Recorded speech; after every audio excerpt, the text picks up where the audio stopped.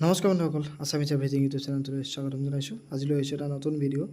DLEDৰ online প্ৰক্ৰিয়া আৰম্ভ হৈছে। সকলো হায়াৰ ছেকেণ্ডেৰী পাছ ষ্টুডেণ্টে এই আবেদন প্ৰক্ৰিয়াত অংশগ্ৰহণ কৰিব পাৰিব। আবেদন কৰিব পাৰিব DLED 2 বছৰীয়া পাঠ্যক্ৰম হয় DLED, আৰু ইয়াৰ পিছত আপোনালোকে অসম চৰকাৰৰ যি টেট পৰীক্ষা, শিক্ষকৰ যোগ্যতা নিৰ্ধাৰণ কৰে যি পৰীক্ষা, সেই পৰীক্ষাৰ কাৰণে আপোনালোকে এলিজিবল হ'ব। আপোনালোকে এপ্লাই কৰিব পাৰিব। তাৰপিছত আপোনালোকে টেটৰ যোগেদি আপোনালোকে শিক্ষকৰ চাকৰি লাভ কৰিবলৈ সক্ষম হ'ব। গতিকে সেই DLED পাঠ্যক্ৰমৰ বাবে অনলাইন প্ৰক্ৰিয়া আৰম্ভ হৈছে। মই গোটেই ষ্টেপটো দেখুৱাই দিম কেনেদৰে আবেদন কৰিব। গতিকে ভিডিঅ'টো আপোনালোকে স্কিপ নকৰাকৈ চাই যাব। প্ৰথমতে আপোনালোকে ৰেজিষ্ট্ৰেশ্যন কৰিব লাগিব। ওপৰত দেখিছেনে ৰেজিষ্টাৰ বুলি যিটো ৰঙা বটন আছে, তাত ক্লিক কৰি দিলে এনেকুৱা এটা ইণ্টাৰফেচ পাই যাব। ইয়াত আপোনালোকে প্ৰথমতে সলিউশ্যনত আপোনালোকে শ্ৰীটো লিখিব। তাৰপিছত আপোনালোকে ফাৰ্ষ্ট নেম লিখিব, মিডল নেম যদি আছে লিখিব, ফাদাৰ্ছ নেমটো লিখিব, মাদাৰ্ছ নেম ভৰাব, তাৰপৰা জেণ্ডাৰ, কেটেগৰী আৰু DOBটো আপোনালোকে এডমিট কাৰ্ডৰ পৰা ভৰাব। 1 জুলাইলৈকে আপোনালোকৰ যিটো এজ হৈছে সেইটো ভৰাব। ভৰাই HS পাছটো চিলেক্ট কৰিব, কোৱালিফিকেশ্যন, মোবাইল নাম্বাৰটো ভৰাই আপোনালোকে নেক্সট কৰি দিব।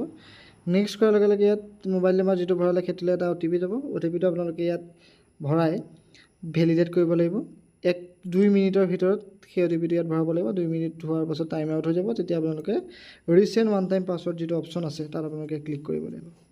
ভেলিডেট কৰাৰ পাছত ছাকচেছফুলি ভেলিড হৈ যাব, ভেৰিফাইড হৈ যাব। তাৰপিছত আপোনালোকে লগ ইন পেজ যিটো অপশ্যন দেখিছেনে, লগ ইন পেজত তালৈ আপোনালোকে যাব লাগিব। Go to log in page বুলি যিটো অপশ্যন আছে তাত আপোনালোকে ক্লিক কৰি দিব লাগিব। এইটোত ক্লিক কৰি দিয়াৰ লগে লগে আপোনালোকৰ পুনৰ লগ ইন পেজটো খোল খাই যাব। ইয়াত আপোনালোকে লগ ইন নকৰিলে ওপৰত যিটো লগ ইন অপশ্যন আছে ৰেজিষ্টাৰ ছাইডতে, তাত আপোনালোকে ক্লিক কৰিও যিটো লগ ইন আছে লগ ইন কৰি ল'ব পাৰে। লগ ইন কৰিবলৈ হ'লে আপোনালোকে যিটো ৰেজিষ্টাৰ ফোন নাম্বাৰ দিলে সেইটো আৰু যিটো DOB দিলে, ডেট অফ বাৰ্থ যিটো আপোনাৰ আছিলে সেইটো ভৰাব লাগিব। ভৰাই আপোনালোকে লগ ইন কৰিব লাগিব। টোটেল 5টা ষ্টেপত আপোনালোকৰ এপ্লিকেশ্যন প্ৰক্ৰিয়াটো সমাপ্ত হ'ব। গতিকে লগ ইন কৰাৰ পাছত এনেদৰে ৰেজিষ্ট্ৰেশ্যন গোটেই ডিটেইলছটো আহি যাব আপোনালোকে যেনেদৰে ভৰাইছিলে। ৰেজিষ্ট্ৰেশ্যন ডিটেইলছটো আচলতে proceed to complete application form যিটো অপশ্যন আছে, কাৰ্চিন যিটো মাৰি দিয়া হৈছে, তাত আপোনালোকে ক্লিক কৰি দিব লাগিব। আপোনালোকে ৰেজিষ্ট্ৰেশ্যন কৰোঁতে শুদ্ধকৈ কৰিব, কিয়নো ৰেজিষ্ট্ৰেশ্যন প্ৰক্ৰিয়াত যিখিনি ডাটা দিব সেইখিনি আপোনালোকে কাৰেকশ্যন বা এডিট কৰিব নোৱাৰিব। সেয়েহে ৰেজিষ্ট্ৰেশ্যন কৰোঁতে খুব সাৱধানে দিব। ফোন নাম্বাৰ আপোনালোকে ভেলিড ফোন নাম্বাৰ দিব। এটা কথাটো হৈছে যিসকলে 18+ এজ হোৱা নাই তেওঁলোকে এপ্লাই কৰিব পাৰিব নহয়, তেওঁলোকে নোৱাৰিব এপ্লাই কৰিব। তাৰপিছত আপোনালোকে পাৰ্চনেল ডিটেইলছ যিখিনি তাত আপোনালোকে ফোন নাম্বাৰ এইখিনি ৰেজিষ্ট্ৰেশ্যনৰ পৰা তেওঁলোকে লৈ ল'ব। ইমেইল এড্ৰেছটো আপোনালোকে ভৰাব লাগিব। কমিউনিকেশ্যন এড্ৰেছটো ভৰাব, কাৰেছপণ্ডেঞ্চ এড্ৰেছ ভৰাব। যদি কাৰেছপণ্ডেঞ্চ এড্ৰেছ কমিউনিকেশ্যন এড্ৰেছ একেই থাকে তেতিয়া আপোনালোকে ব্লু টিক দি ভৰাই দিব তাত। এড্ৰেছত আপোনালোকে state, district, police station, pin code, post office এইখিনি নিলিখিলেও হ'ব। এইখিনি আপোনালোকে ইয়াত চিলেক্ট কৰিবলৈ পাব। এড্ৰেছটোত আপোনালোকে লিখিব লাগিব। লিখাৰ পিছত আপোনালোকে কোৱালিফিকেশ্যন ডিটেইলছ আপোনালোকে ভৰাব লাগিব। বৰ্ডৰ নাম লিখিব, প্ৰথম মিডিয়াম লিখিব, ষ্ট্ৰীম কেতিয়া পাছ কৰিছে সেয়া ভৰাব, মাৰ্কছটো ভৰাব, কিমান নম্বৰ পালে সেয়া টোটেল মাৰ্কছ ভৰাব, কিমান নম্বৰ পালে সেয়া ভৰাব। ভৰাই দিয়াৰ লগে লগে অট'মেটিক পাৰ্চেণ্টেজটো ওলাই যাব। তাৰপিছত আপোনালোকে কোনটো চেণ্টাৰত পৰীক্ষা দিবলৈ ইচ্ছা কৰিছে সেই ডিষ্ট্ৰিক্টৰ এইটো ইয়াত চিলেক্ট কৰি ল'ব, চিলেক্ট কৰি দিব। তাৰপিছত আপোনালোকৰ বেঞ্চমাৰ্ক উইথ ডিজেবিলিটি যিটো অপশ্যন আছে সেইটো আপোনাৰ য়েছ নে ন' লিখিব। যদি য়েছ হয় আপোনালোকে তাৰ কাৰণে চাৰ্টিফিকেট দিব লাগিব। যদি কোনো বেঞ্চমাৰ্ক ডিজেবিলিটি নাই আপোনালোকৰ তেতিয়াহ'লে ন' চিলেক্ট কৰিব। এইখিনিতে কয় যে আপোনালোকে টোটেল মাৰ্কছ আৰু মাৰ্কছটো ভৰাই দিলে পাৰ্চেণ্টেজটো অট'মেটিক লৈ ল'ব। গতিকে ইয়াত কোনো ধৰণৰ আপোনালোকে এডিট কৰিবলৈ নালাগে। তাৰপিছত কি আপলোড কৰিব লাগিব, ইয়াত আপোনালোকে ফটো আপলোড কৰিব লাগিব। 100 KB ভিতৰত থাকিব লাগিব ফটোখন। আপলোড কৰিব লাগিব আপোনাৰ ছিগনেচাৰ, সেইখনো 100 KB ভিতৰত থাকিব লাগিব।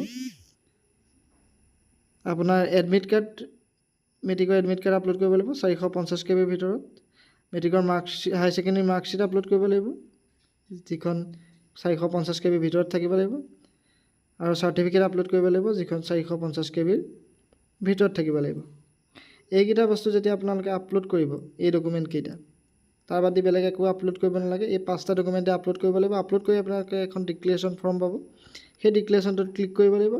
ক্লিক কৰি ছাবমিট এণ্ড প্ৰিভিউ ফৰ্ম যিটো আছে তাত আপোনালোকে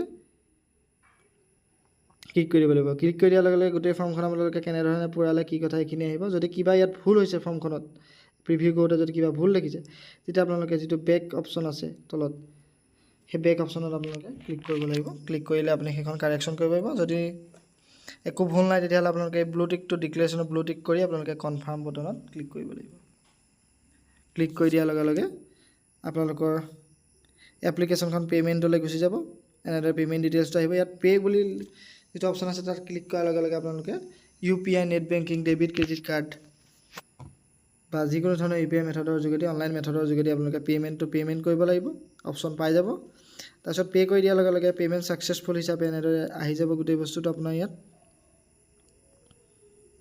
দেখিছেনে? ৰেজিষ্ট্ৰেশ্যন নাম্বাৰ আহিব, কেণ্ডিডেট নেম আহিব, কাষ্ট আহিব, ৰেজিষ্ট্ৰেশ্যন এমাউণ্ট 600 টকা আহি যাব আৰু ফি 600, পে'মেণ্ট ছাকচেছফুল বুলি আহিব। ছাকচেছফুল হোৱাৰ পাছত আপোনালোকে এনেদৰে একনলেজমেণ্টটো ৰিচিপ্টটো আহি যাব। সেইটো আপোনালোকে প্ৰিণ্ট কৰি ল'ব লাগিব। প্ৰিণ্ট কৰি ফাৰ্ডাৰ ৰেফাৰেঞ্চৰ কাৰণে আপোনালোকে ৰাখি থ'ব। ইয়াৰ যিটো একনলেজমেণ্ট ৰিচিপ্ট সেইটো গোটেই ডিটেইলছখিনি থাকিব।